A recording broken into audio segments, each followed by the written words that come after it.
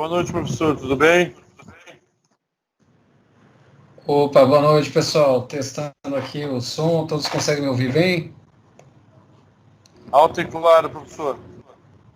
Tá ótimo, muito bem. Boa noite a todos, né? Vamos dar início à nossa aula. Já comecei a gravação aqui com vocês. É um prazer tê-los aqui. Nossa última aula de eficiência energética, né? Espero que estejam todos bem, todos bem de saúde, preparados aí para a apresentação dos projetos finais. Se eu não me engano, vocês têm a apresentação do TCC amanhã. Acho que o Rubens tinha comentado alguma coisa nesse sentido, né? No dia 15. Está confirmado? Sim, professor, para amanhã. Amanhã à tarde. Muito bem, aí já desejo boa sorte antecipada aí para vocês, né? Antes de iniciar a nossa aula, espero que vocês estejam preparados e que dê tudo certo aí nas apresentações de amanhã, né? Então, prazer aí recebê-los. Nossa última aula de eficiência energética, nós vamos tratar de um assunto bem interessante, que é relacionado à eficiência em motores elétricos, né? Os motores elétricos são responsáveis por um grande percentual das cargas e consumo no meio industrial, né? Então vocês são técnicos e serão formados aí para atuar principalmente no segmento industrial. Ele tem uma demanda grande por técnicos em eletrotécnica, então é interessante conhecer, né, as oportunidades de economia de energia quando você trabalha com motores elétricos, tá? Então, nós vamos tratar desse tema hoje. Na aula passada nós falamos de inversores de frequência, vocês entenderam direitinho como funciona os aspectos de economia de energia, quando você atua, né, com inversores de frequência em aplicações que você precisa fazer variação de velocidade. Então, são os acionamentos de velocidade variável, né? Vocês viram que a economia de energia ela é significativa, né, quando você reduz a velocidade da operação do seu conjunto motobomba, seu conjunto de compressor ou ventilador, enfim, diminuiu a rotação, você necessariamente, né, vai levar a uma economia aí de energia bem significativa, né? E hoje nós vamos falar diretamente dos motores elétricos. Pessoal, só lembrando, né, nós estamos encerrando o semestre, eu deixei algumas atividades para que vocês fizessem ali a tarefa 5, alguns eu vi que já entregaram direitinho ali tudo, seja com registro fotográfico do exercício preenchido, ou com o próprio, alguns fizeram um arquivo doc lá, né, no Word, digitaram as respostas, não importa ali o formato, pessoal, mas é importante que todos entreguem, né? Eu vi, tem alguns colegas que ainda não encaminharam ali o anexo, né, com as respostas. Vou pedir para que vocês, né, façam aí entre hoje e mais tarde da manhã, porque eu devo aí já nessa semana fazer o fechamento das notas de vocês, tá? E eu preciso, além da participação, obviamente que todos estiveram aí nas aulas, né? Mas as evidências desses exercícios encaminhados nas diversas tarefas que foram colocadas lá. Então, de repente, aquele colega que ainda não enviou, né, só pegar o exercício, fazer, seja numa folha de caderno, seja diretamente no computador, e encaminhar o arquivo através aqui da plataforma Teams, ok? Pessoal, alguma pergunta que vocês queiram fazer, alguma dúvida em relação aos assuntos que foram tratados, ou já podemos ingressar diretamente aqui no conteúdo da aula de hoje?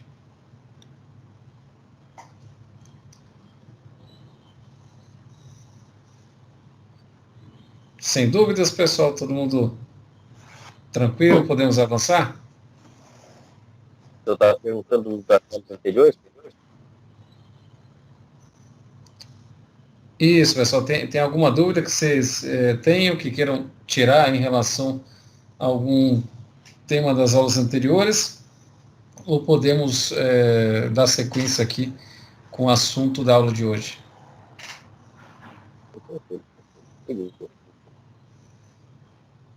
Tranquilos, né? Acho que não tem nenhuma dúvida. Então, vamos para o tema de hoje aqui. Vamos falar aqui rapidamente dos... Deixa eu ver aqui, vocês... Todo mundo está visualizando aqui o PowerPoint, né? Pessoal, esse daqui é um gráfico que mostra o consumo na indústria brasileira, né, como é que está distribuído aí, percentualmente o consumo de energia elétrica na indústria nacional.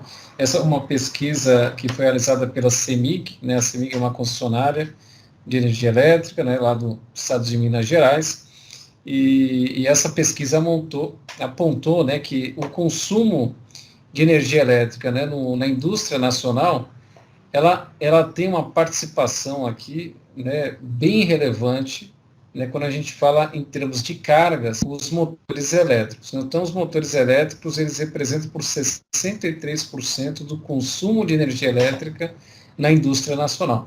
Então, reparem que se você tiver qualquer ação, né, nesses equipamentos elétricos dentro de um meio empresarial, você certamente, né, vai fazer com que você tenha bons resultados em termos de eficiência, ou seja, de redução de custos e aumento aí da sua produtividade. Então, motores elétricos é um tema bem interessante que vocês, como técnicos de eletrotécnica, terão aí a oportunidade de atuar e com grandes oportunidades de reduzir consumo de energia elétrica dentro de uma empresa, né? E quando a gente fala de motores elétricos, pessoal, e aqui essa imagem, ela representa aqui um iceberg, né? E normalmente quando você vê um iceberg, tem uma parte que é visível, né? E uma outra parte que a gente não enxerga. E normalmente a parte submersa, que é aquela que nós não enxergamos, ela é muito maior do que essa parte que fica visível, né? A gente consegue visualizar, né? E até muitas vezes desviar e tudo mais. Quando a gente fala de custos em termos de motores elétricos, é um custo que é bem conhecido, fácil de sinalizar, o custo da aquisição. Então, quando você vai comprar um motor elétrico, vai fazer um investimento, esse custo de aquisição é um custo direto, né? No momento que você dimensionou, você sabe que você vai pagar lá R$500, R$1.500, R$2.000 para fazer a compra de um motor elétrico, e aquele é o custo da aquisição. A partir daí, no momento que você compra esse motor e coloca ele em operação, outros custos, né, farão parte, né, desse equipamento. Então, a gente tem um ativo, né, um bem patrimonial que está operando dentro da sua empresa, e esse bem, ele gera custos, né? Esse custo de aquisição foi o primeiro que a gente conhece muito bem. E quando fala de motores elétricos, você tem outros custos pós-aquisição, né? E quais são esses custos, né? Esses custos são os custos de paradas, né? Então, toda vez que você tem uma falha nesse equipamento, né, tudo mais, um desarme, né, alguma falha de operação, ele vem a fazer uma parada no seu processo produtivo e isso gera custos, né? Você perde produção e tudo mais, e tem o custo de restart dessa planta, né? Então você vai fazer o religamento e tudo mais, então existem os custos das paradas, né? Você tem o custo de manutenção, e aí manutenção, a gente pode falar da manutenção preventiva, manutenção corretiva, enfim, desses motores. Existe o custo da manutenção desse equipamento para que ele continue operando aí sem grandes problemas. E o custo da energia elétrica consumida. Então, depende das condições que esse motor venha a operar, essa energia consumida ela pode ser maior ou menor, né? E esse custo de energia ela pode ser, muitas vezes, né, dependendo da forma como está operando, pode ser uma energia que você está consumindo e está desperdiçando, né? Lembra da questão do consumo de reativos, do baixo fator de potência? Tudo isso está relacionado a custo de energia elétrica. E muitas vezes, como a gente não tem como precisar esses custos, né, a gente acaba no dia a dia não percebendo, né, que eles existem, e a gente acaba, né, verificando que no final do mês ou no final do ano, enfim, né, muitas despesas ocorreram, o dinheiro foi embora e a gente nem percebe, porque alguns custos foram impostos ali na operação desse motor e os cuidados, né, efetivos não foram dado aí a devida atenção para esses pontos, né? Então, o que a gente tem em termos de ciclo de vida de motores elétricos? Quais são os custos, os principais custos que correspondem a esse ciclo de vida, né? Então, reparem que nesse gráfico a gente percebe o seguinte, que de 100% dos custos, né, uma pequena parte é custo de aquisição e manutenção. Então, quando eu tenho um motor elétrico, desde a aquisição até o momento que você vai descartar essa máquina, né, durante todo o ciclo de vida, os custos envolvidos nesses equipamentos, o maior deles acumulado é o consumo com energia, né? Então, esses custos de manutenção e aquisição, eles são, percentualmente falando, eles são muito pequenos, né? Quase desprezíveis, né? Então, você comprou o motor, você fez um investimento no motor, esse custo de aquisição ele vai ser um dos menores, né? Porque dependendo da potência desse motor, ao longo do tempo que ele vai estar de retorno no seu processo produtivo, na sua planta industrial, e o que ele vai gerar de manutenção, esses custos são muito pequenos. Principalmente, pessoal, quando nós estivermos falando de motores de indução, que foram os motores elétricos que nós falamos lá na aula passada, com acionamento por inversores de frequência. O motor elétrico de indução, que é o motor de corrente alternada, ele é uma máquina extremamente robusta, né? O motor é uma máquina extremamente robusta. E para que essa máquina venha a queimar, venha a danificar, precisa de muita coisa, né? Então, para o motor queimar, ele precisa atuar num regime de sobrecarga por muito tempo, ele precisa ser colocado em condições desfavoráveis por um tempo muito prolongado, para que você tenha realmente problemas com essa máquina, de uma certa forma, para você ter uma necessidade de manutenção corretiva, a falha normalmente precisa ser muito grande, né, para que esse motor venha a danificar. Então é uma máquina robusta. Se você tiver um motor elétrico e fazer com que ele opere em regimes adequados de operação, fazer com que as manutenções preventivas sejam corretamente realizadas, que ele trabalhe numa temperatura ambiente adequada, dentro dos padrões de corrente nominal, sem operar com sobrecargas, fazer com que efetivamente você não tenha baixa resistência de isolamento, não trabalhe com essa máquina em um espaço que seja muito úmido, que venha comprometer a resistência de isolamento desse motor. Então, mantendo ele em condições adequadas de operação, essa máquina ela dura muito tempo, né? Eu já sou testemunho de motores elétricos que estão em plena operação, né, e são motores da década de 60. Né, eles estão ali em plena operação, e se você mantiver as condições adequadas de manutenção, ele tem a condição de operar por muito tempo, né. Agora, essa questão dos motores elétricos antigos, embora ele possa operar por muito tempo, e a gente tem motores nessas condições, reparem que o custo, né, dentro do ciclo de vida desses motores, o principal custo é energia elétrica, pessoal. Então, aqui está um ponto importante que vocês devem observar. Porque se o maior custo está com o consumo de energia, então é importante que a gente tenha atenção na forma de como esses motores estão operando, né? E esse é um primeiro ponto. Reparem, energia. Então, eu vou pensar, num primeiro momento, como que esse motor elétrico está operando, né? E, num segundo momento, se eu estou trabalhando com uma máquina moderna e eficiente. Então, nós vamos conversar um pouquinho sobre isso daí. Quando a gente fala de economia de energia em motores elétricos, nós temos esses tópicos aqui, que são os 4 tópicos principais, tá? O primeiro é o dimensionamento da potência real necessária. Tá? Vocês vão perceber que, em muitas situações, você tem motores elétricos trabalhando de forma superdimensionada, né? Então, você tem um motor lá de 50 CVs, e, na verdade, você precisaria de um motor de 25 CVs. Né? Então, o motor lá está trabalhando com metade da corrente nominal, ou está com 30% da corrente nominal. E o que normalmente a gente imagina em uma situação como essa? Como o motor está superdimensionado, a minha carga é leve, né? A minha carga ela não solicita muito torque do motor, o meu motor está trabalhando aliviado.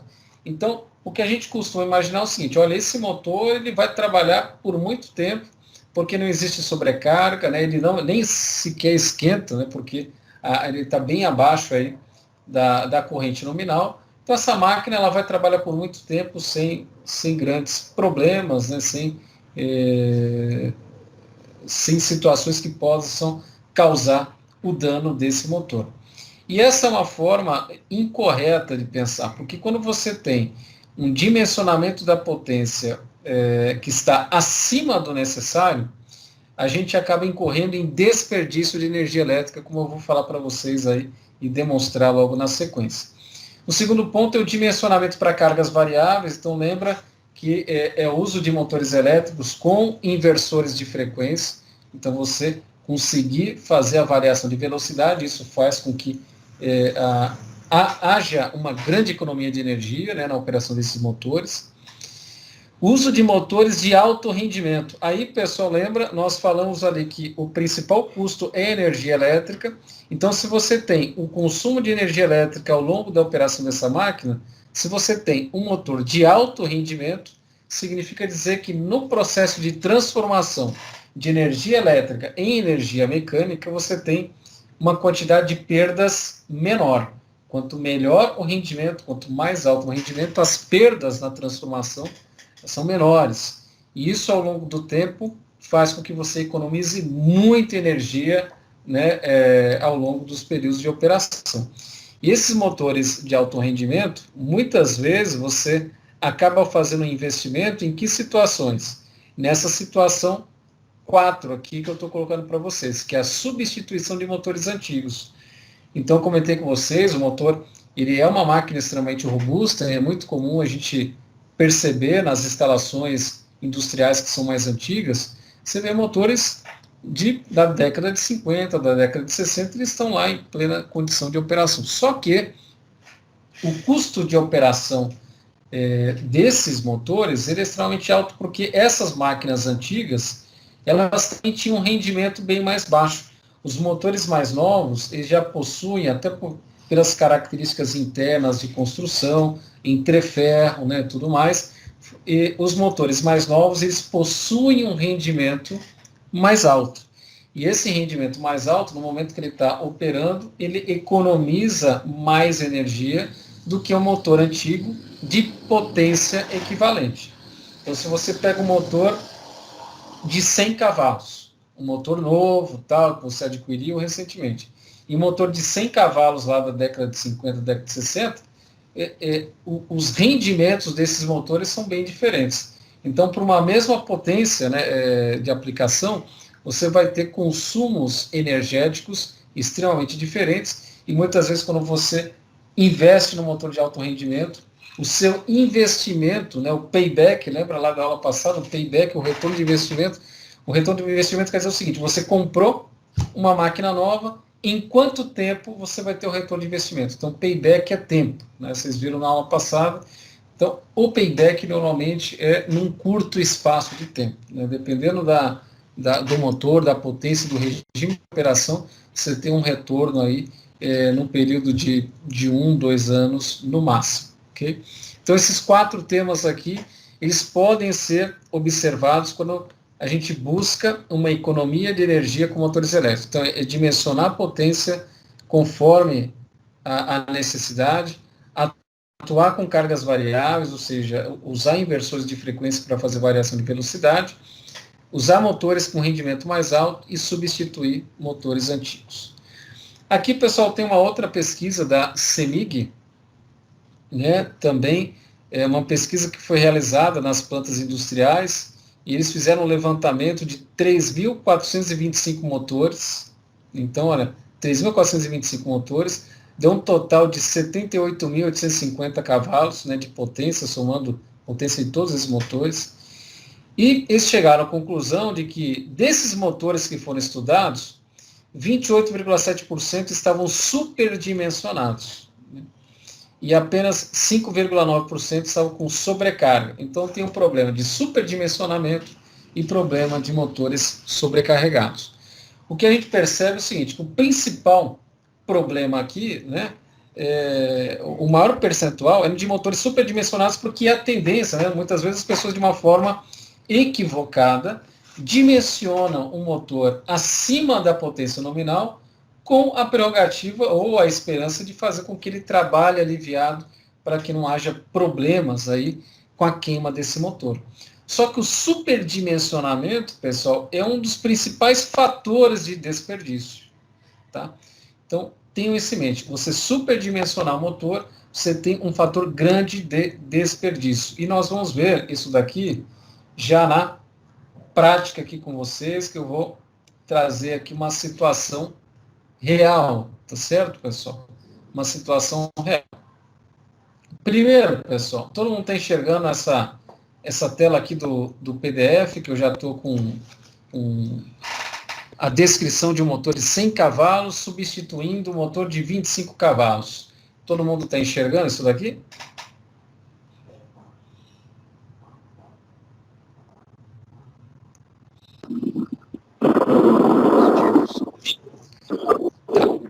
Então, pessoal, nós vamos demonstrar aqui, eu vou demonstrar um problema de superdimensionamento de motor.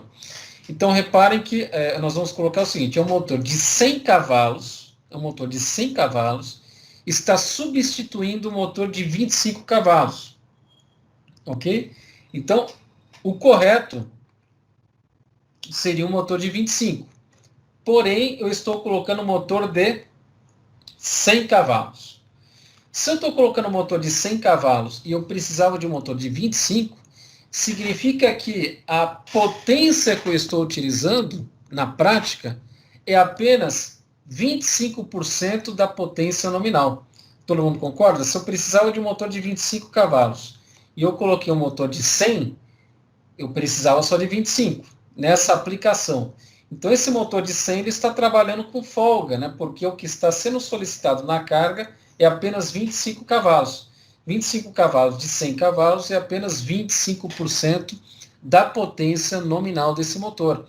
Então, a potência nominal é de 100 CVs e eu estou solicitando, demandando apenas 25 cavalos. Todo mundo entendeu que quando eu pego um motor de 100 para substituir um de 25, eu estou superdimensionando e na prática eu estou usando apenas 25% da potência nominal. Até aí tudo bem, pessoal? Ok. Então, eu vou mostrar para vocês agora, né, pegando esse exemplo, o gráfico. Olhem só, esse gráfico, pessoal, é um gráfico de um catálogo, de um motor elétrico. Então, todo motor tem o seu catálogo com os dados, né, de rendimento, fator de potência, os dados lá de placa em relação à tensão corrente, né, corrente nos diferentes tipos de fechamento, a questão da corrente de rotor bloqueado, né, corrente de partida. Então, ela tem os dados, todo motor tem um catálogo que traz aí informações sobre característica construtiva, tudo mais, e as informações relacionadas aí ao comportamento, à performance dele, quando ele está em operação. Então, esse gráfico aqui ele é um gráfico do rendimento em relação à potência nominal. Repare o seguinte, que a curva em preto aqui, a curva que está em preto, ela é a curva do rendimento, ok? Do rendimento. Então, se eu tivesse dimensionado esse motor corretamente, motor de 100 cavalos, para uma aplicação de 100 cavalos, ele estaria com uma operação de 100% da potência nominal. Com 100% da potência nominal, o rendimento desse motor, pessoal, olhem só, onde eu estou indicando aqui, né, com laser point aqui, eu estou indicando que este rendimento aqui, ele é um rendimento que é acima de 90%. Né? Então, quando a potência nominal é 100%, como está aqui, se eu for identificar aqui na curva em preto, que é a curva do rendimento, ela me dá um percentual de rendimento que é acima de 90%. Né? Porém, esse motor ele está substituindo um de 25 cavalos. Então, como ele está substituindo um de 25 cavalos, a potência nominal que ele está demandando é apenas 25%. E quando eu diminuo o percentual da potência nominal, ou seja, quando esse motor começa a trabalhar de uma forma mais folgada, o rendimento acontece o quê? O rendimento ele vai caindo, ele vai diminuindo. Então, com 25% da potência nominal, o meu rendimento aqui ele está abaixo de 80%. Nesse caso aqui, ele está com 78%.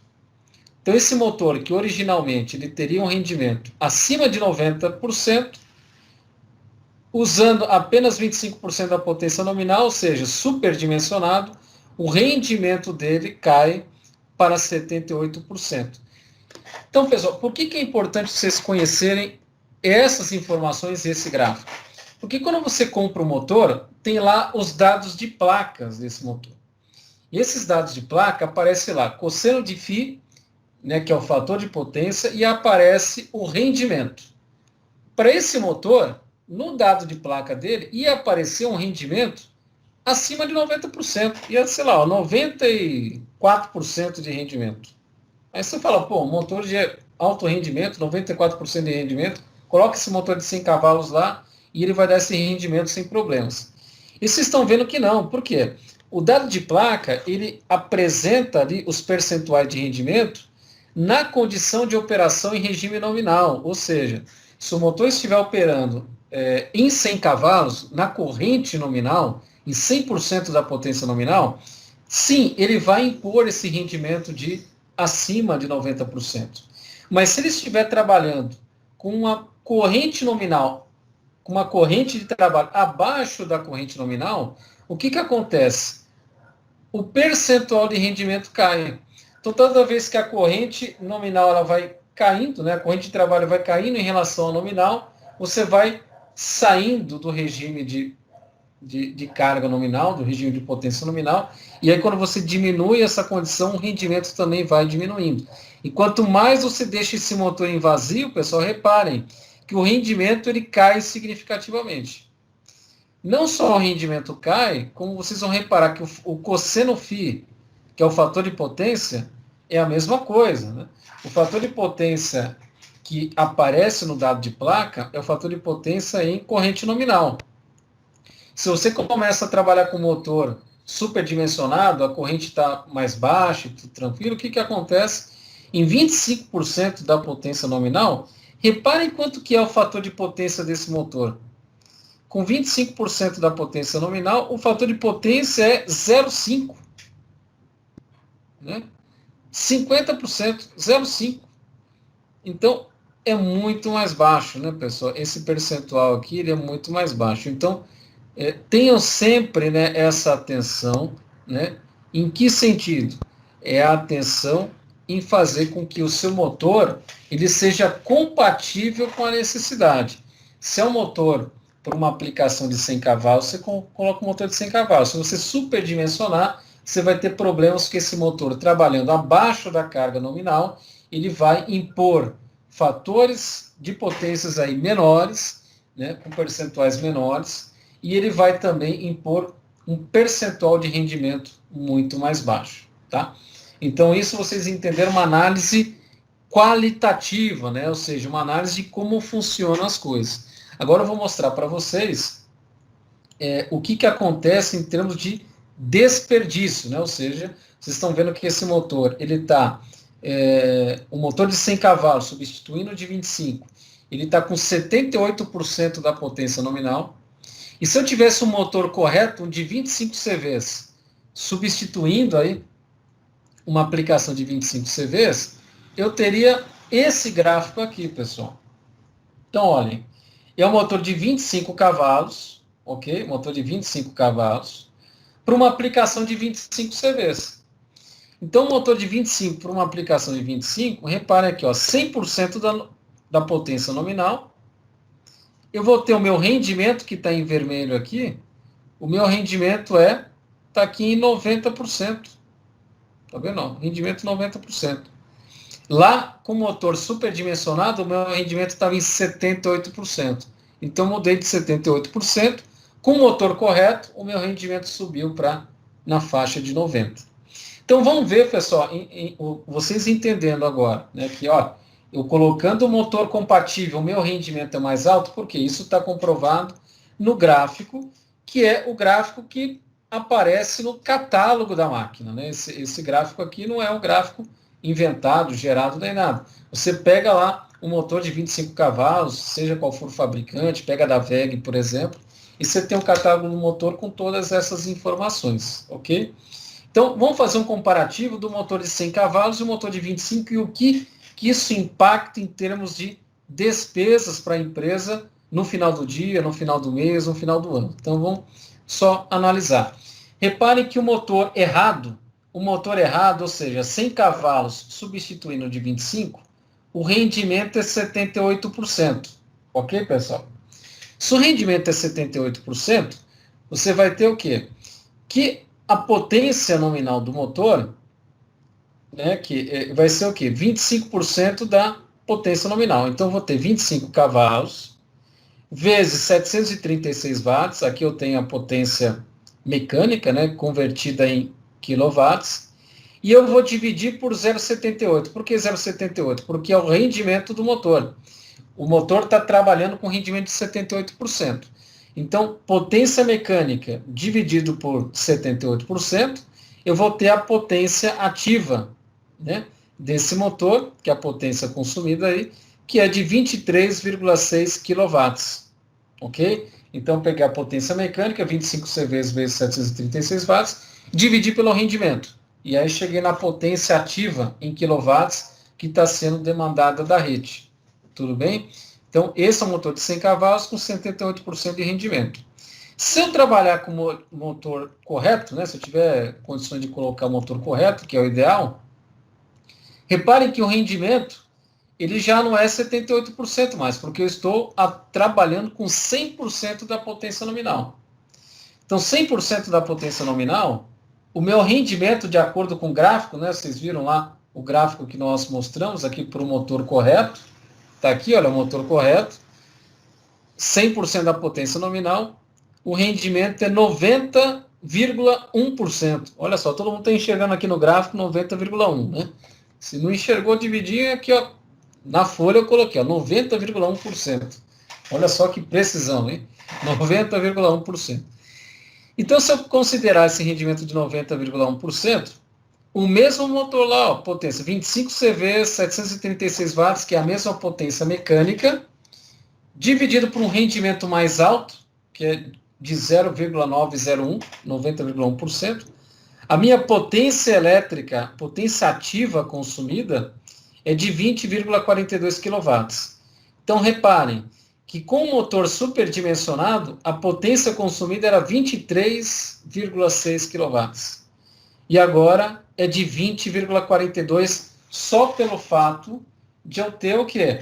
O motor compatível com a aplicação. O motor está trabalhando no regime nominal. Ele não está superdimensionado. Então, reparem como aquela ideia de superdimensionar, a gente acha que está deixando o processo mais tranquilo, deixando o motor trabalhando mais folgado, porém, eu estou impondo, né, para a minha rede, para a minha operação, um desperdício de energia, porque o meu rendimento ele cai, ok? E com essa diferença de rendimento, pessoal, vamos verificar aqui no exemplo, considerando que o custo do quilowatt-hora seja de 31 centavos. É um exemplo. Custo quilowatt-hora 31 centavos. Então, o que eu vou ter de desperdício, né, pessoal? O meu desperdício vai ser o quê? A diferença, né, em quilowatts de um motor para outro. Se eu pegar 23,6 kW menos 20,42 kW, eu tenho essa diferença aqui, que é o que eu estou desperdiçando, vezes 24 horas, imagine que esse motor ele opera 24 horas aí por dia, 365 dias no ano, vamos, né, considerar a pior situação. Então, se eu pegar essa diferença aqui de potência, vezes 24 horas, vezes 365 dias no ano, a minha energia desperdiçada no ano é de 27.856,80 kWh ano. Então, eu tenho 27 mil, quase 28 mil kWh aqui, kWh ao longo do ano só de desperdício, né? Pelo fato de eu estar com rendimento mais baixo. Se eu pegar esses 27.856 e multiplicar pelo custo do quilowatt-hora, né, que é 31 centavos, o desperdício pelo superdimensionamento no ano é de R$ 8.635. Então, reparem, pessoal, se vocês, né, fizessem uma intervenção, imagina que vocês vão fazer um diagnóstico, né, numa planta, né, industrial, repararam que tem um motor lá que está superdimensionado e tudo mais, e vocês conseguem fazer uma intervenção lá para deixar o motor compatível, né, o motor operando em regime nominal. Vocês poderiam demonstrar, né, que no ano, né, ou durante um determinado período, você vai reduzir esse desperdício em um valor bem expressivo, né? Imagine que esse valor poderia ser convertido em participações nos lucros. Aí você, né, reduziu despesa, reduziu custos. Quando você reduz custos, você maximiza o lucro. Lembra que você pode, dependendo da situação, fazer uma consultoria, uma prestação de serviços, e você pode associar a sua remuneração, né, o cliente vai pagar para você, dependendo do resultado. Então, digamos que você tinha lá um custo, né, uma despesa de energia elétrica por mês de R$ 10.000. E você fez um estudo lá que vai levar a essa energia elétrica, né, ter um custo muito menor ao longo dos meses. Em vez de gastar R$ 10.000, você vê que tem uma oportunidade para gastar somente R$ 6.000. Então, você já viu que um mês vai economizar R$ 4.000. E você pode simplesmente falar, olha, eu vou fazer uma intervenção e você não precisa pagar nada, né? O que você economizar em relação aos 10.000 que você vinha pagando, né? O que você economizar, você dá 50% aí nos próximos 6 meses. Então, imagina que se você tivesse ali, né, feito um acordo para o cliente, ele já vinha pagando R$ 10.000 todo mês, ele vai passar a pagar 6, está economizando 4, e desses 4, 50% ao longo de 6 meses ele vai te ressarcir, vai te pagar. Então, 6 meses vezes 2.000, R$ 12.000, de repente, numa consultoria que você fez, simplesmente pelo fato de fazer uma intervenção de eficiência energética, reduziu na conta, e o que ele economizou ele está repassando para você. Depois de te pagar, nesse período, praticamente tudo que ele tiver de economia é benefício para a própria empresa. Então, pessoal, há oportunidade, né, de fazer uma análise e reduzir custos, sim, principalmente quando você tem uma atuação em cima de motores elétricos, seja dimensionando inversor de frequência para fazer um acionamento de velocidade variável, seja para você intervir, né, na questão do regime de operação, fazer com que esse motor trabalhe mais próximo da potência nominal, ou dimensionar adequadamente o motor que seja compatível com a carga que está sendo demandada, com a carga mecânica que está sendo utilizada lá na sua planta industrial. Tudo bem, pessoal, até aí? Professor, uma perguntinha aí. Claro, claro. Para dimensionar a capacidade do motor, existe algum cálculo simples que você chegue e possa fazer? Ou tem que se ligar no projeto que foi feito? Isso. Porque e a gente chega lá, vamos supor, o cara está usando um motor de 100 HP e está trabalhando aí com 50% da capacidade do motor. E a gente sabe que está fora, a capacidade ali é bem menor. Mas se a gente não tem a informação de qual que seria a capacidade, se seria 30, se seria 40, como é que a gente chega nessa informação? Isso, muito bem. Boa pergunta. E aí, lembra que nós estamos falando da questão do dimensionamento, tá?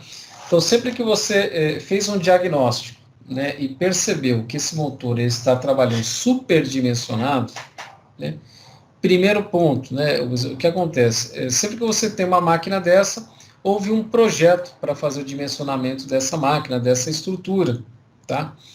Então, essa estrutura, a partir do momento que foi feito um dimensionamento, teve uma equipe de projeto, teve uma equipe de engenharia que desenvolveu, o que se precisa analisar é o seguinte: você, no diagnóstico, na prática, você vai monitorar esse motor e você percebeu que ele está superdimensionado. Então, o primeiro ponto é analisar o seguinte: esse padrão de funcionamento, ele é constante? né? Ou seja, ele fica com uma corrente abaixo da corrente nominal ao longo de 100% do tempo de operação. Então você coloca lá, você faz uma análise, você faz um diagnóstico, coloca lá um registrador ou faz medições periódicas e percebe que em nenhum momento, né, dentro ali o período de operação, esse motor ele nunca chega na corrente nominal. Ele sempre está trabalhando com muita folga.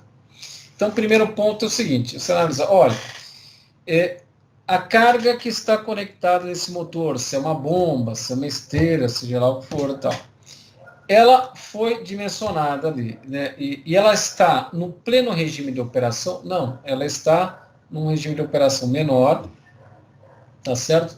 E não há nenhuma expectativa de aumentar a carga, né, o torque que vai ser demandado em cima dessa máquina. Então você pode, né, acionar, né, a equipe de engenharia, a equipe de projetos, para fazer um redimensionamento, um estudo de redimensionamento desse motor, dessa estrutura, para que você tenha uma minimização ali do desperdício de energia, tá? Então esse é um caminho de você acionar a equipe de projetos para fazer um redimensionamento. Tá? Uma outra forma de você poder indicar qual seria a real potência necessária é o seguinte, se você foi lá e percebeu, né, que eu tenho um motor de 100 cavalos e você está reparando que esse motor, a carga está demandando somente 25% da potência nominal. Como que você verificou isso? Medindo, né? Porque se você a corrente nominal, ela indica que o motor está atuando em potência nominal. Se você está lá com a corrente nominal do motor, ele está em potência nominal. Se você está com 50% da corrente nominal, indica lá que esse motor você está trabalhando ali em 50% da potência nominal. Okay? Então a corrente ela é um indicador da potência que está sendo demandada ali pela sua carga. Quanto mais carga no motor, maior vai ser a sua corrente se aproximando da corrente nominal. Então, se você tem uma corrente mais baixa, essa corrente que você está monitorando, ela pode ser um indicativo da potência que está sendo demandada na sua carga. Ok?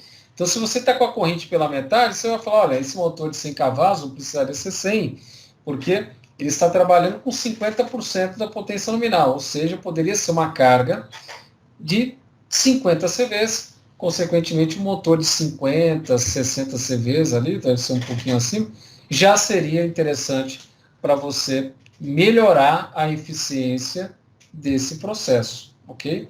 Então, se você foi lá, monitorou e percebeu que de uma forma constante a potência está abaixo da potência nominal, num valor de 40%, 50%, e isso é constante, e como que você percebeu isso? Através da medição da corrente. Simples assim, corrente elétrica você mediu lá, ou com um analisador de redes, um medidor de potência, você vai lá, percebeu que ao longo de todo o período de operação não teve nenhum caso que você se aproximou da potência nominal. Então, significa que esse motor está mais desperdiçando energia do que dando benefício ali. Você pode valer a pena você investir em um redimensionamento, né, em uma substituição desse conjunto com vistas a você ter uma melhor eficiência na operação. Ok? Ok. Opa, pois não, perguntas? Tem uma pergunta, você falou que talvez possa ter uma previsão de aumento de carga, né? Quanto que a gente pode deixar mais ou menos de um pouco de sobra que não chega a afetar tanto no consumo de energia elétrica? Isso. Por exemplo, a necessidade de 5 HP, aí pode colocar quanto a mais, assim, só para talvez um aumento de carga ou alguma coisa que não tem influenciar tanto. Muito bem, boa pergunta. Então, para poder responder direitinho, eu vou mostrar o gráfico e vocês já vão até, de uma certa forma, responder, tá? Vou devolver a pergunta. Então, repare o seguinte, vocês estão vendo esse gráfico aqui, tá certo? Olha só, pode ser esse ou de 100 cavalos aqui, né? Tanto faz esse gráfico ou esse. Vamos supor do motor de 25. Então, se eu tenho um motor de 25, né, cavalos, aqui, ó, 100% da potência nominal, repara que ele está com um rendimento na faixa de 90%. Né? E ele permaneceu com esse rendimento atuando com 90% da potência nominal, né? Com 80% da potência nominal. Olha, ele não está trabalhando exatamente nominal, ele está um pouquinho abaixo, tá certo? 80%. Ele consegue manter o rendimento em bons níveis, né? Mas repare que à medida que você vai caindo, então, ó, 60%, 50%, 40% da potência nominal, aí o rendimento ele começa a cair de forma significativa, tá? Então, quando a gente fala de motores superdimensionados, pessoal, nós estamos trabalhando em situações mais críticas quando você tem um percentual da potência nominal de 60% para baixo, né? Porque aí você analisa essa questão do gráfico aqui, ó. A partir daqui, você começa a ter problemas na sua operação. E é o que a gente muitas vezes visualiza nas plantas, né?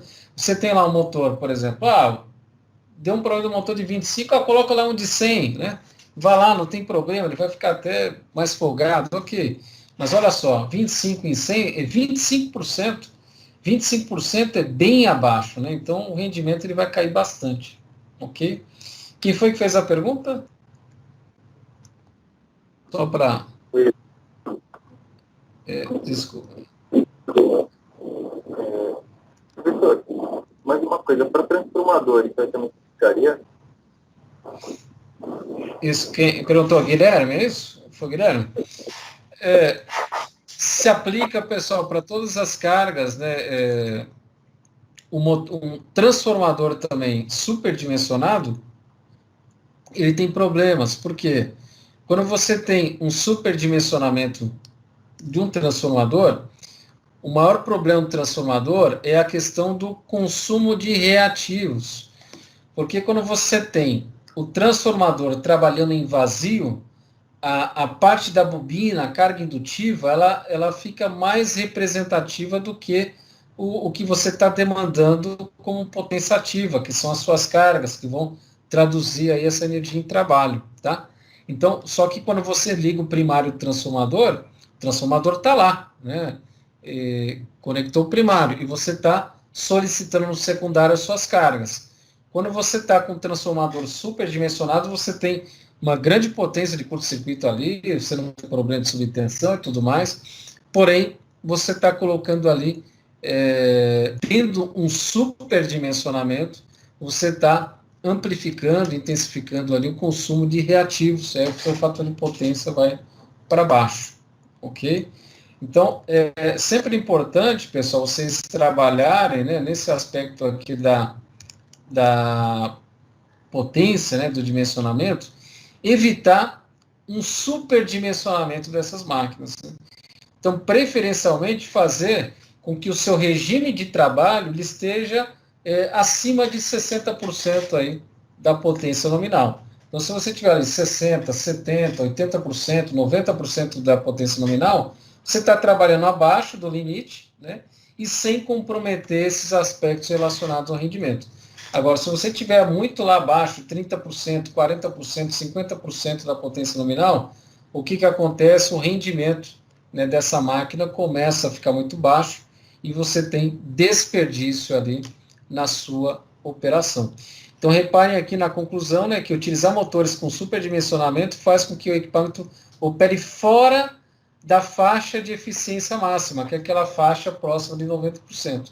E, consequentemente, há desperdício de energia. Né? O motor de maior potência irá apresentar custo de manutenção maior. Sabe que quando você tem um motor de potência mais alta, os custos, né, de manutenção, seja através desse consumo de energia elétrica, né, porque é maior, seja quando você for fazer alguma intervenção, né, de preventiva, corretiva, as despesas, né, o custo de manutenção é maior. E os projetos aqui sempre, né, devem considerar o necessário para vencer a inércia mecânica, ou seja, qual é a carga, né, a potência mecânica que de fato a carga vai demandar. E aí você vai dimensionar um motor que sirva para vencer essa inércia mecânica, que sirva para acionar essa carga mecânica, ok? Quando você faz essa compatibilidade, você faz com que esse motor trabalhe dentro da sua potência nominal, conseguindo aí alcançar a sua máxima eficiência, ok? Pessoal, até aí tudo bem? Dúvidas? Tudo bem. Professor, só mais uma dúvida, só para fechar essa parte de... Eu sei que não é muito foco transformador, mas no caso de transformador, por exemplo, onde a gente vai dar um estabelecimento que pode crescer, quanto você poderia deixar mais ou menos assim, de margem que sobra? Isso, lembra que ali normalmente, né, quando você está com a máquina trabalhando em 70%, até ali próximo de 60% do nominal, você está próximo de uma eficiência máxima, né? Você está ali com a eficiência de rendimento na ordem de 90%. Mas quando você pega com um percentual da potência nominal de 60% para baixo, aí o rendimento dessas máquinas elétricas começam a cair muito, tá? Então, mesmo você trabalhando com transformador ou motor, a proposta ela é a mesma, tá? Porque assim, a diferença de um transformador de um motor é que o transformador é uma máquina elétrica estática, né? E o motor é uma máquina elétrica dinâmica, né? Que ela se movimenta e tudo mais. E existe a transformação de energia. Então, o transformador, você tem ali energia, você tem indução, né, da tensão induzida do primário para o secundário. O motor, você tem a indução o quê? Indo do estator para o rotor. Né? Então, você tem ali o fluxo de energia. E o rendimento, né, dessas máquinas, né, lembrando que quando você trabalha com potência, né, abaixo de 60% da potência nominal, o rendimento, né, dessas máquinas começam a ficar comprometido. Ok? Obrigado. Nada.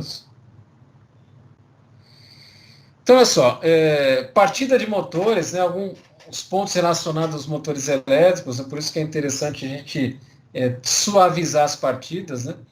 É errado deixar funcionando o motor a vazio, isso muitas vezes acontece, né? O pessoal deixa o motor em vazio lá, com a alegação de evitar o aumento do consumo e da demanda em consequência de partidas, né? Vou ter que desligar o motor e partir de novo. Então deixa ele operando lá em vazio, porque eu não preciso fazer uma nova partida. Vocês já observaram que se o motor estiver trabalhando em vazio, o que acontece? O rendimento dele vai ser péssimo, tá certo, pessoal? Imaginem o motor trabalhando em vazio. Né? Então, olha só o rendimento. Se o motor está trabalhando em vazio, ele está lá próximo de 0% da potência nominal. Então, o rendimento dele é baixíssimo, né? 20% de rendimento. Então, ele está desperdiçando muito, ok? Desperdiçando muito. Então, quando você usa essa alegação de nova partida, tá? Isso não é justificativa, né? Porque o tempo de partida de motor, normalmente ele não ultrapassa 10 segundos. Tá? Você dá uma partida direta, né? Uma partida mesmo que seja com estrela triângulo, que está um leve pico ali, de 10 a 15 segundos ali você já fez a partida. E a demanda, né, ela é medida com a média, né, de medições que são realizadas de 15 em 15 minutos. São as janelas de 15 em 15 minutos. E o fator de potência são janelas de 1 em 1 hora.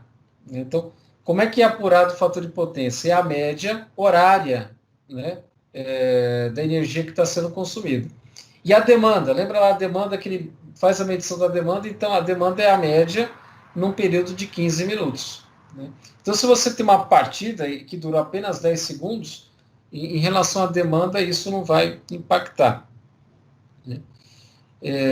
Deve-se evitar partida simultânea, né, de vários motores, né, quando você parte vários motores juntos, isso vai, obviamente, dar problema, impactos na rede, e sempre respeitando aí o limite, né, térmico do motor, porque o próprio catálogo do fabricante diz a quantidade de partidas que você pode fazer em determinado tempo, que se você ficar repetindo várias partidas, o que pode acontecer sobreaquecer as bobinas do estator. Por quê? Porque você vai, na partida, a corrente de partida, normalmente, ela é muito maior do que a corrente nominal, né? Você acaba impondo aí níveis de 3, 4, 5 vezes a corrente nominal, e isso faz que se você tiver várias partidas, uma em sequência da outra, isso sobreaqueça aí as bobinas do estator. Okay?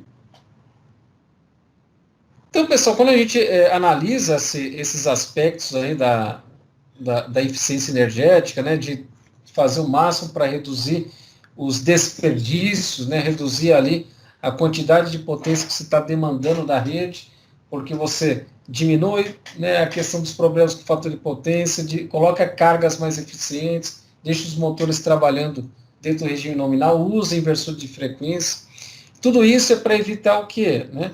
A gente tem, né, em termos de curva oferta-demanda, oferta é o que existe de infraestrutura para poder disponibilizar energia elétrica para os clientes, né, que somos nós.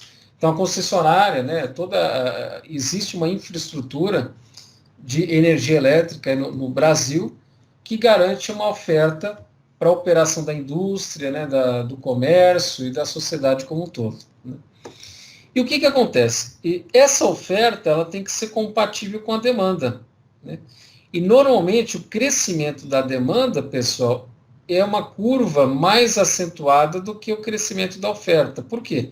A oferta precisa de grandes investimentos. Você imagina quanto custa, né? Você vai fazer um investimento numa usina hidrelétrica, né? Você vai fazer uma usina eólica, uma nuclear, seja o que for.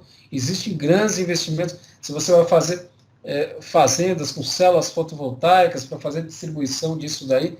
Então, não importa ali a questão da concessionária, ela precisa fazer um grande investimento para melhorar essa oferta aqui. Essa oferta depende de infraestrutura.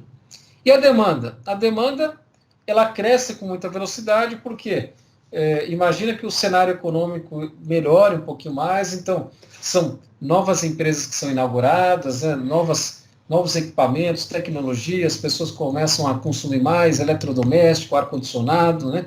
E aí as pessoas começam a instalar ar-condicionado em casa, começam a comprar computador, cargas eletrônicas, enfim, vai aumentando a quantidade de cargas, empresas, né, que vão ser inauguradas, comércio, né, novos empreendimentos, e aí faz com que a demanda vá aumentando, e se chegar nesse ponto onde a demanda, ela passa a ser acima da oferta, né, aqui eu tenho um problema que é o nosso famoso blackout, né, a gente já teve aí os apagões, tá certo?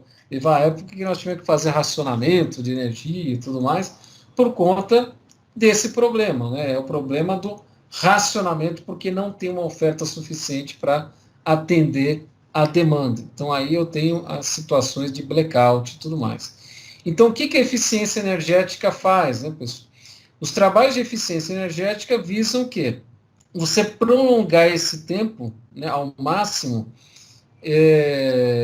dos investimentos, para que haja tempo que as empresas invistam em infraestrutura e possa melhorar essa oferta e ficar compatível com a demanda que a gente está impondo para a infraestrutura.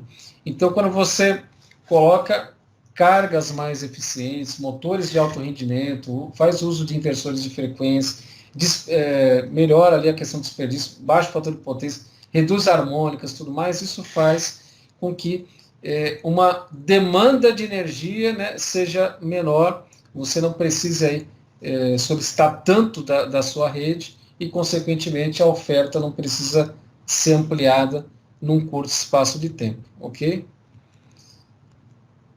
Bom, aqui, pessoal, nós temos alguns comparativos, né, de motores de alto rendimento com motores padrões, tá? Então, é comum a gente, os motores elétricos de alto rendimento, que são rendimentos aí, depende aí da faixa de potência, né? Quanto maior a potência, maior é esse percentual de rendimento, que aí compensa você melhorar lá nas características construtivas. Então, aqui esse gráfico mostra o comparativo do rendimento de um motor padrão, tá? Então, motor padrão, então está aqui a curvinha em vermelho, e a curvinha azul é um motor de alto rendimento. Né? Então, repare que nesse gráfico que à medida que você vai aumentando a potência em cavalos, né, o percentual de rendimento vai aumentando para que você reduza aí esse desperdício de energia. Então, sempre compensa, pessoal, substituir ou dimensionar motores de alto rendimento. Ok? Então, aqui, pessoal, tem os slides que vão ficar disponíveis aí para vocês, para poder entender a questão do cálculo do payback e tal. Vocês estão vendo aqui que tem uma formulinha para fazer isso. Só que, em vez de decorar a fórmula e tudo mais, eu vou mostrar para vocês como chegar nesse retorno do investimento de uma forma direta, mais simples, né? E que pode ser usada essa fórmula também, mas vocês vão ver que nós vamos fazer de uma forma mais direta, né? Então, aqui é uma aplicação prática que eu quero colocar para vocês, né? Uma aplicação prática de um motor de 10 cavalos, um motor de 10 cavalos, tá? Que ele queimou, né? Então ele estava funcionando lá na empresa e tal, e aí esse motor de 10 cavalos teve um problema, queimou, ele vai precisar ser rebobinado, tá? Então, um motor de 10 cavalos, né? Então aqui eu tenho nesse exemplo, para poder fazer o rebobinamento, troca de rolamento, só para fazer a manutenção dele, né, a empresa vai gastar R$ 275,35. Esse aqui é um custo para consertar esse motor de 10 cavalos, ok? Então, esse aqui é o exemplo, é o custo da manutenção. Então, um motor de 10 CVs queimou, se você tiver que fazer a manutenção dele, consertar e voltar para a planta industrial, né, você vai ter que gastar R$ 275,35. Porém, se você pegar um motor novo, você pode fazer uma aquisição de motor novo, um motor de alto rendimento, inclusive, e aí o investimento vai ser de R$ 503,25. Então, reparem que se você mandar consertar esse motor de 10 cavalos, você vai gastar 275, e se comprar um novo, descarta esse, né? Descarta esse antigo, aí não manda consertar, compra um novo, você vai gastar mais uma diferença aí, R$ 503. E aí o que acontece? Muitas vezes o seu gerente vai falar, não, poxa, não vou gastar mais não. Faz ali, é só 275, conserta, coloca ele para funcionar, está tudo certo, né? Por enquanto a gente não tem aí a intenção de gastar, né? De desperdiçar a máquina que nós temos, dá para consertar. Se tem conserto, manda fazer a manutenção e a gente já economiza aqui essa diferença de valores, né? E aí o que vocês precisam considerar? Vamos considerar que esse motor ele opera 24 horas por dia, 365 dias do ano. Então ele praticamente roda direto, né? E nós vamos fazer um comparativo das despesas, né, desses dois motores operando nesse regime ali. E se eu optasse por não consertar o motor antigo e comprar um novo e colocar para operação, em quanto tempo eu teria o retorno do investimento? Né? Então, compensa eu consertar? Se eu consertar, eu vou continuar tendo, né, eu vou economizar isso daí ao longo do ano? Ou é melhor eu descartar esse motor antigo, faço um investimento novo e isso vai ter uma vantagem para mim ao longo do tempo? Então, essa análise que vocês vão fazer, pessoal, primeira coisa, né, o motor padrão, que é esse motor aqui que queimou de 10 cavalos, né, o rendimento dele era de 89%. Okay? Esse é o rendimento do motor padrão. E o motor de alto rendimento, se você fosse comprar, ele tem um rendimento de 91%. Então, praticamente, tem aqui 2%, né, acima no rendimento, comparando o motor antigo com o motor novo. Porém, pessoal, quando você faz o rebobinamento, você queimou o motor, mandou rebobinar. Só o fato de fazer o rebobinamento, pessoal, automaticamente o rendimento lá em potência nominal, ele cai 2%. Tá? Então, isso é uma regra prática, né? Quando você pega uma máquina nova, tal, mandou fazer o rebobinamento, né? Refez lá o enrolamento do estator, porque queimou, fez uma intervenção, automaticamente o rendimento original da máquina reduz aí 2%. Então, o seu rendimento, que era 89, Agora, na verdade, depois do rebobinamento, depois da manutenção, passa a ser 87%. Então, 87% motor antigo e 91% motor novo, ok? Então, o que eu vou mostrar para vocês aqui? Pessoal, nós vamos analisar aqui a eficiência com motores elétricos de alto rendimento, considerando essa situação problema, né? Que é um motor de 10 cavalos, operando 24 horas por dia. Né? O motor eu posso mandar consertar ou eu posso comprar um novo. O motor que pifou, o rendimento dele é 89%. Mas se eu mandar rebobinar, vai cair 2% o rendimento. Então vai para 87%. O motor novo é 91%. O custo do quilowatt-hora, pessoal, é 25 centavos. Ok? Então, se eu mandar consertar um motor antigo, o que vai acontecer? Eu vou fazer a manutenção do motor, e a manutenção do motor custa R$ 275,35. A máquina nova, coloquei aqui, R$ 503,25. E aí a gente começa a fazer o comparativo, pessoal. Qual que é o comparativo?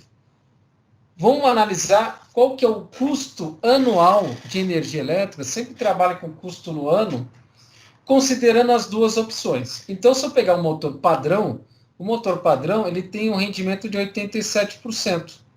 É um motor, lembrando que é de 10 cavalos, perdão, né? É um motor de 10 cavalos, com rendimento aqui, no caso do rebobinado, de 87%. Então, com rendimento de 87%, pessoal, a potência que vai ser solicitada do motor 1 vai ser quanto? 10 cavalos vezes 736 watts, que é a potência mecânica, dividido por 87%, eu tenho uma potência que eu vou solicitar da rede de 8.460 watts. Né? Essa é a potência que você está solicitando da rede. Lembrando, né, que o custo anual, né, desse motor vai ser o quê? Essa potência de 8.460 watts, vezes 24 horas por dia, vezes 365 dias no ano. Né? Isso vezes 25 centavos, né, que é o custo do quilowatt-hora. Então, meu custo anual vai ser o quê? 74.110 kWh vezes 25 centavos, que vai dar R$ 18.527,50. Esse é o custo anual do motor antigo.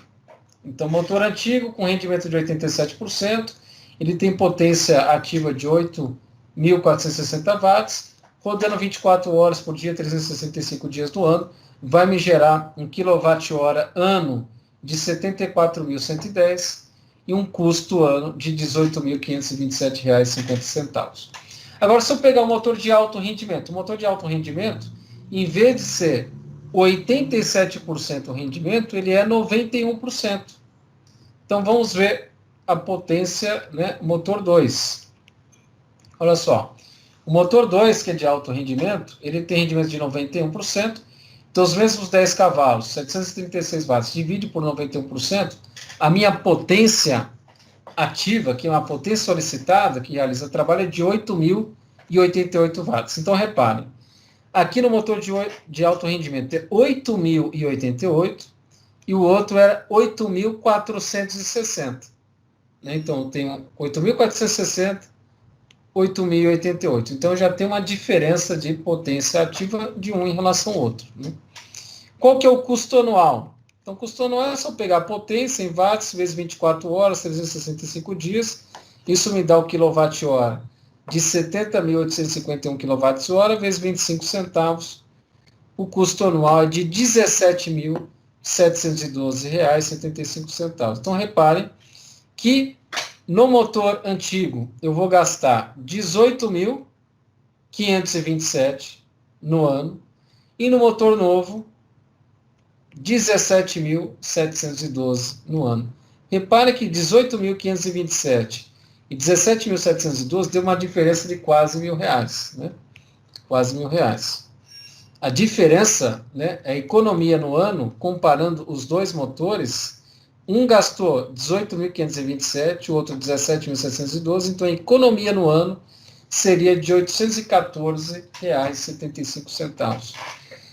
Pessoal, se eu tenho essa economia no ano, lembra que a manutenção do motor era 275 e o motor novo 500 e alguma coisa. Então, essa diferença de 200 e poucos reais, eu já tive o retorno em menos de um ano, porque só em um ano eu já tive aí uma economia de 814 reais. Esse valor que eu economizei, ele é maior do que o valor do próprio motor novo. Né? Repare que o motor novo custa 500 e poucos reais. E a economia que eu tive aqui é de 814. Então, como que eu calculo o payback? Né? O payback é tempo. Então, o payback, o que é o payback? É o quanto você vai investir dividido pela economia anual. Então, quanto que é a economia anual? A economia no ano é 814,75. E o investimento? Quanto que é o investimento? O investimento vai ser a diferença do preço do motor novo em relação ao preço do conserto, da manutenção, né? Que é 503,25 menos 275,35. A diferença é R$ 227,90. Então, esse é o investimento que você vai fazer. Em vez de consertar, você vai comprar um novo. Então, o investimento é de R$ 227,90. Está aqui, ó, payback. Investimento, R$ 227,90. E economia no ano, aquilo que nós falamos, R$ 814,75. Uma coisa dividida pela outra me dá o quê? 0,27. O que é 0,27, pessoal? A economia não é anual, então estou pegando o tempo do investimento, o retorno é em 0,27 ano. Então, é quase que 30% do ano. Né? É quase que um terço, né? 30% daria mais ou menos um terço do ano. Né? Um terço do ano, se você pegar um ano tem 12 meses, um terço, né? Você tem o quê?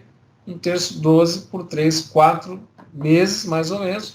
Então, como é um pouquinho menos, é de um terço, reparem que basta pegar 0,27, multiplica por 12, né? Porque um ano tem 12 meses, 0,27 vezes 12 meses dá o payback em 3,24 meses. Então, reparem, menos de 4 meses você já retornou o investimento. Então, você joga aquele motor, descarta, compra o novo, coloca lá. Em 3 meses você recuperou o investimento e a partir do terceiro mês, praticamente você só tem o que? Benefícios em economizar essa energia ao longo da operação no ano. Ok?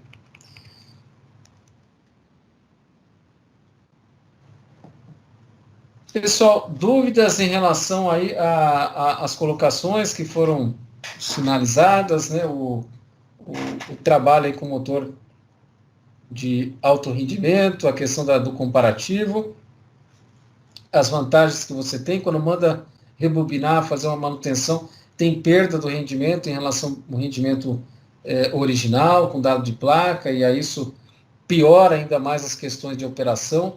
Todo mundo conseguiu entender bem essa questão aí?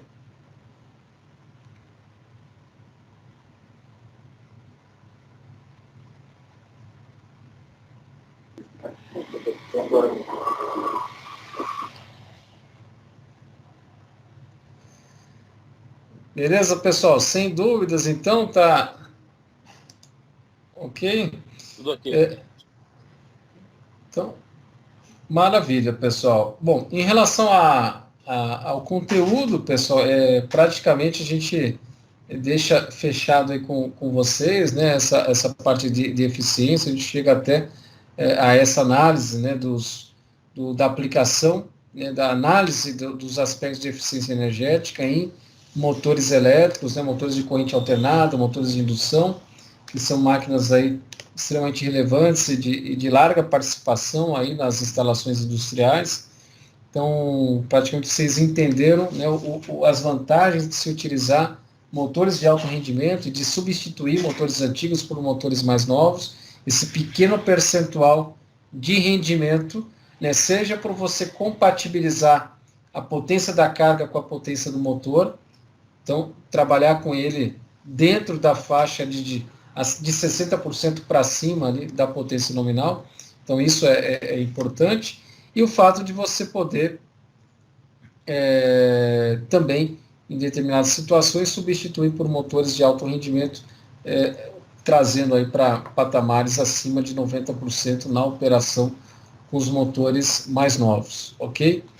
Então, espero que vocês tenham conseguido aí compreender direitinho todo esse PDF que eu coloquei aqui para vocês, pessoal, está disponível no material de apoio também.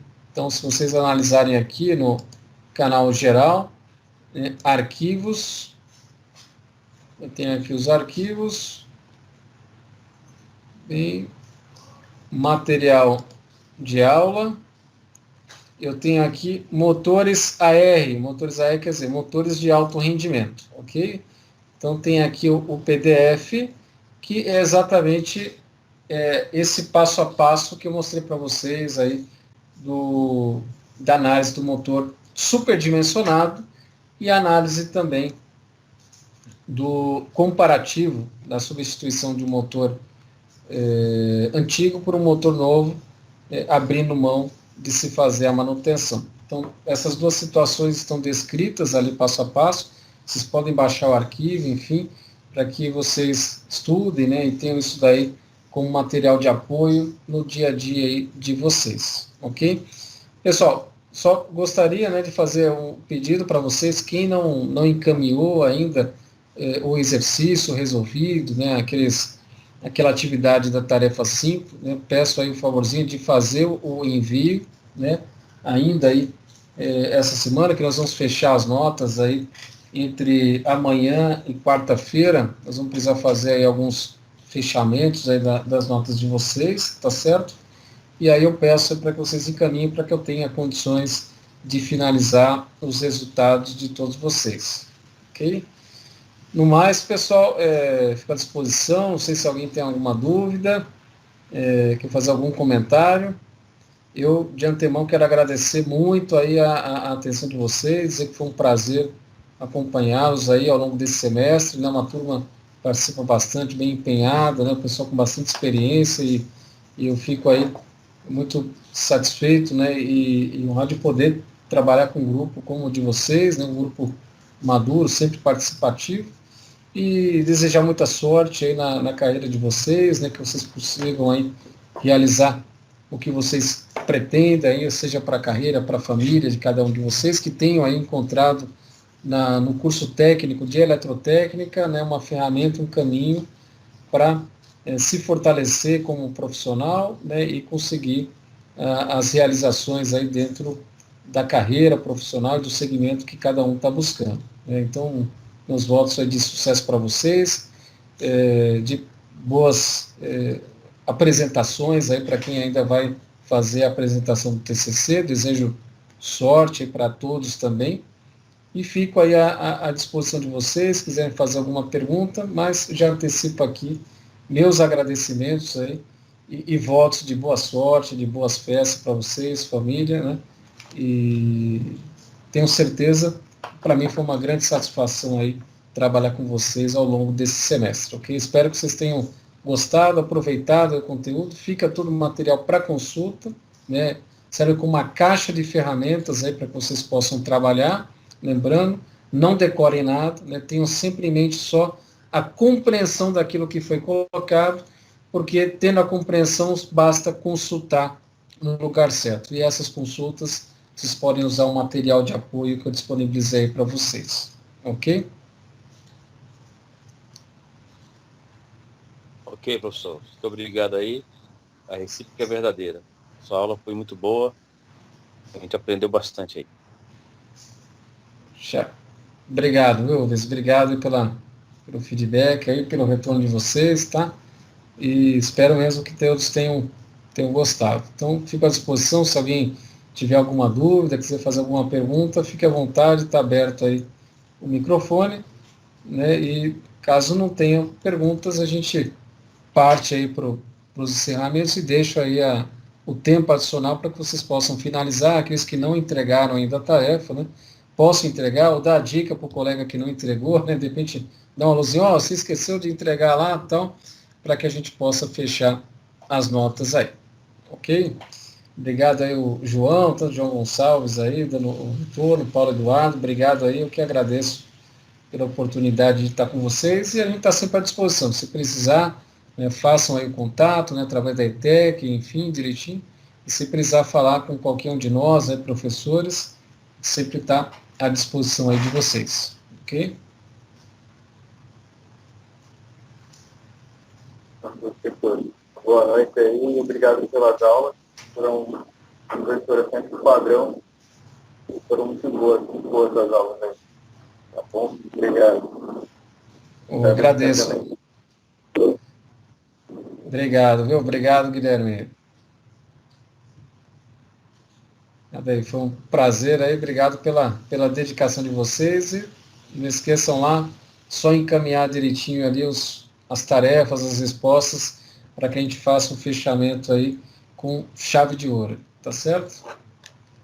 Obrigado, Jonathan, né, pela feedback ali, conta conosco aí se precisar.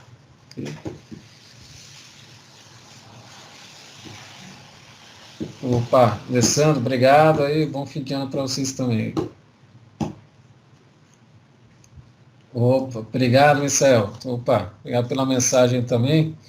Com certeza, a turma de vocês aí foi bem diferenciada. Obrigado pela participação, pela pergunta de vocês. Sempre com questionamentos aí bem coerentes, né, alinhados aí com a necessidade direta aí no exercício da profissão. Então, obrigado pela atenção, compreensão, respeito de vocês aí ao longo dos nossos dia a dias aí. Então, obrigado aí, Israel, pelo feedback aí também. Tá, igualmente, viu, Miguel? Tudo de bom aí. Você, sua família, muita saúde aí, sucesso e um feliz 2021. Espero que o pessoal ali, não sei se é o grupo do Rubens, Francisco e tudo mais, quem for apresentar lá na universidade, aproveitem aí, dê um show lá, tá? E aprendemos muito, obrigado, espero que tenha ajudado aí e assim, nosso objetivo é sempre procurar fazer o melhor para vocês, de uma forma simples, direta, prática, né? Então, tendo aí alguma demanda, alguma necessidade, só fazer contato aí com a gente, tá certo? Retorna aí na ETEC, enfim, né? Passem aí a mensagem que a gente apoia aí no que for necessário. Bom. Raimundo. Muito bem, obrigado, viu?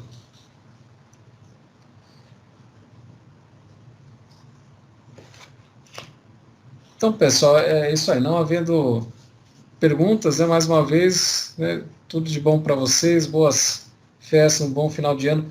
Peço aí só mais esse apelo aí de quem não entregou, né, por favor, faz o encaminhamento lá, é uma tarefa simples ali, a tarefa simples faz, se não conseguiu fazer tudo, faz uma parte dela, encaminha, e de repente para aquele que já entregou tal, vocês sempre estão aí em grupos, né? Então tem um grupo representante da turma e tudo mais, só passar uma mensagenzinha geral para aqueles que ainda não fizeram a entrega ali da tarefa 5, que possam fazer isso entre hoje e amanhã, para que as notas sejam fechadas sem problemas. Ok? Então, pessoal, obrigado aí mais uma vez. Então, um bom descanso, né? Um bom final de noite, um bom final de semana aí também, né? Essa semana se encerra aí as aulas da ETEC. Desejar que vocês consigam ter passado aí do módulo, né? O quarto módulo sem grandes problemas, né? E qualquer coisa nós estamos à disposição aí. Forte abraço a todos, sucesso. Até mais. Até mais, professor. Boa noite. Valeu. Beleza?